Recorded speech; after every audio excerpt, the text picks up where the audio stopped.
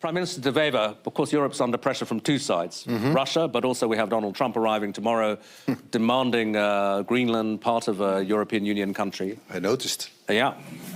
So the question, people keep asking me in the corridors, do you think Europe will stay united? A lot of people saying, you know, Europe's going to fold in the end. That's what they do. Europe won't be able to push back. How confident are you that Europe can, as von der Leyen said, stay united, proportional, and respond? It's a very good question, actually. I wonder about this myself. We're under a lot of pressure. We're 27 countries. And if you're under pressure, two things can happen. If you have outside pressure, you can come together or you can explode in any possible direction. And I think Europe is at a crossroads where it has to decide. Until now, we tried to appease the new president in the White House. We were very lenient, also with the tariffs. We were lenient, hoping to get his support for the Ukraine war. We are in a very bad position at the moment. We're dependent on the United States, so we chose to be lenient. But now so many red lines are being crossed that you have the choice between your self-respect.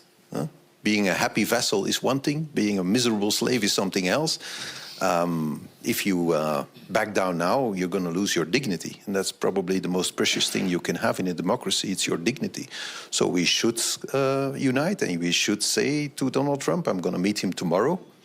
The meeting was fixed before the Greenland issue.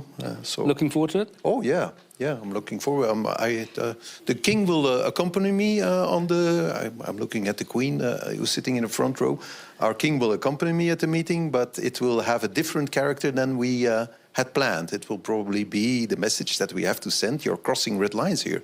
We either stand together or we will stand divided. And if we are divided, there is the end of an era of 80 years of Atlantism is really drawing to a close. And, you know, as Gramsci said, if the old is dying and the new is not yet born, you live in a time of monsters. Yeah. And it's up to him to decide if he wants to be a monster, yes or no.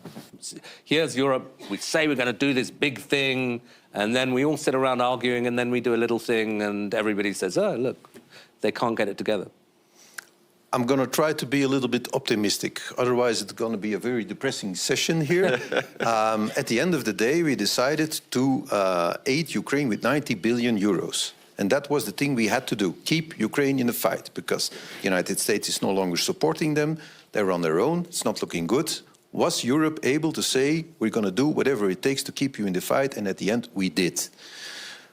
The way in which we did it, the discussions we had, maybe are not an example of the best governance you can imagine, but at the end of the day, there was a result.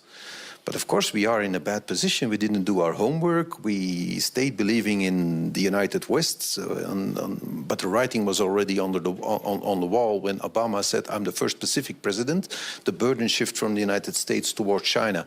We chose to ignore it and to keep enjoying the peace dividend. We didn't rearm, we didn't strengthen ourselves. Now we're in a weak position. But I think, having said that, that we made a choice to support Ukraine. Only we learned a lesson the hard way with the Euroclear and the reparation loan debate that there is no such thing as free money. There's nothing like the Alibaba cave that opens and you can simply take the gold and get away with it. That was an illusion that existed for a few months at the European table, but I think we managed to put an end to it for the moment.